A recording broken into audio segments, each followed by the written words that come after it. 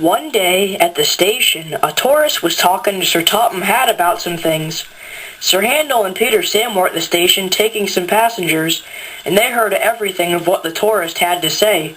I really like what this railway has, sir.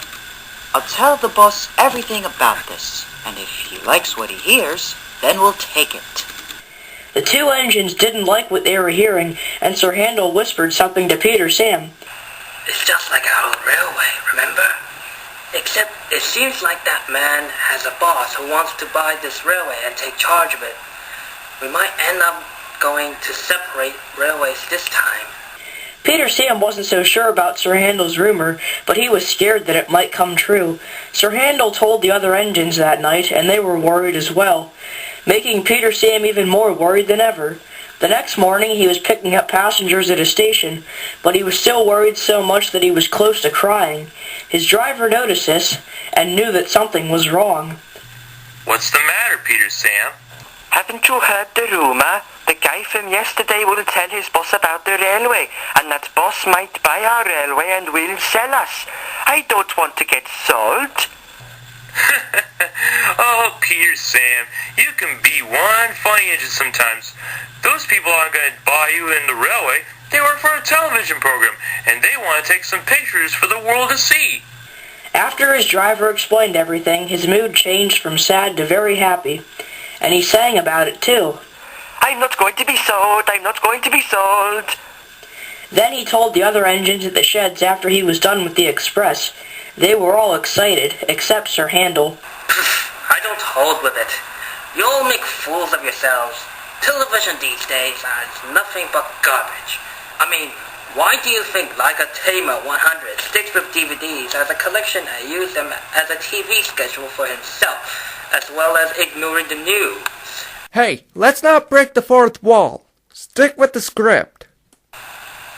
Anyway, wait until Sir Topham Hatt comes here and tell us about this television thing. I have an idea. The engines didn't say anything. All Skarloey could do was wink at Peter Sam.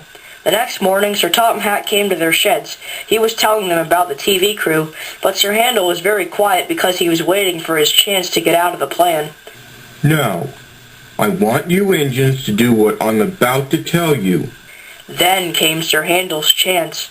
Sir, I don't think I'd be able to help because I don't feel so good. Well, you poor engine. I guess you can stay in the sheds. Sir Handel smiled. He thought he got away with the filming crew, but then Sir Topham Hatt said something else. I can have the repair crew come here and check you out. I'm sure they'll pull some parts out of you. Then again, that would be an interesting thing for the television crew to film. Sir Handel stopped smiling. He couldn't believe what he had just heard. Skarloey and Peter Sam tried not to laugh, but they knew that Sir Handel had had it coming. Now that's that. Now, Skarloey, are you able to take the express for the crew? Oh, I would love to, sir. I was hoping that you would ask me. Excellent. Now, Duncan shall have a goods train, while Rusty can show the crew on how he mends the line. Please, sir, what about me? Don't worry, Peter Sam. I was just about to come to you. You shall pull the television express. Oh, sir, thank you, sir. No problem at all. Now let's get going. Later that day, the crew was getting everything ready for their live show. The cameras were set on top of some of the coaches, with wires connecting to some generators in some of the trucks. Everyone and everything was ready. They practiced so they'd know what to do. At last, the announcer gave the signal, and the cameras were on. Yippee! We're on the air, we're on the air. Peter Sam started to pull the coaches to the sheds where Sir Handel was being mended. When they arrived, workmen are already there to fix Sir Handel. Peter Sam couldn't help but chuckle. How are you feeling, Sir Handel? I hope you feel better by tomorrow. Don't push it, Peter Sam. Soon they were crossing the river siding. After that, they stopped at the yards where Duncan was about to pull a goods train. Then they crossed over a bridge where they could get some interesting views from the high ground. They made it to the quarry where Rusty was. He told them all about how he mends the lines whenever it's needed to. After that, Peter, Sam, and the crew left and made it to the next station, where Skarloey was with the express. The crew climbed down with the cameras and started to talk about the little old engine. We are here at last to show everyone this brave little engine himself. 95 years old, and he still runs like clockwork without any issues. We are proud for you, Skarloey, and I don't think the narrow-gauge part of this island wouldn't have continued without you. Thank you, sir. Mind if I say something to the audience? I don't see why not, buddy. What is it you'd like to say? Well, when I was mended in England not too long ago, I finally found my missing twin. Really?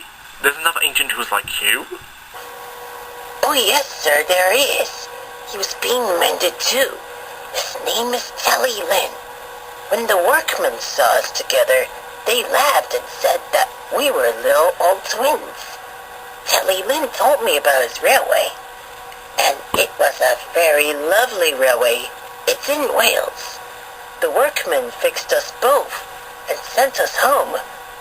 I now think of not just my brother, Rheneas, but I now think of my twin from the other railway.